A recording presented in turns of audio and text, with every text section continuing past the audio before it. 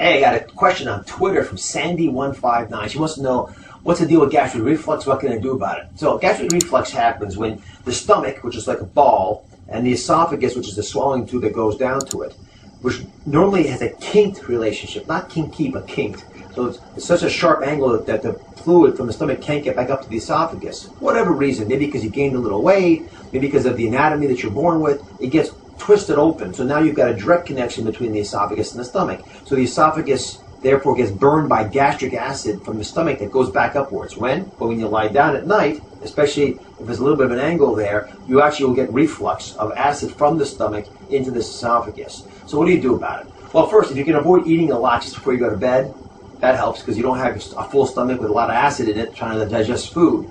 Secondly, don't ever go to an angle where the acid can rapidly flow into the esophagus. Most people say sleep on some pillows. It doesn't work. Guess why? Because within an hour or so, you roll off the pillows. So take a couple books, finally a good use for books, put them onto your headboard. That lifts the mattress up a tiny bit, keeps you at a little bit of an angle so that stomach-esophagus relationship stays like this. The acid can't come back up into the stomach.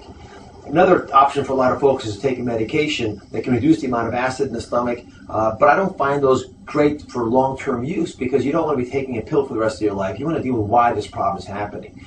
And that's one of the reasons I always tell folks to lose weight, because what often is happening is the stomach is being pulled down by the fat. And when the fat in your belly pulls the stomach down, it opens up that angle, makes it easier for reflux to occur. Weight loss helps that stomach come back up to where it was supposed to be.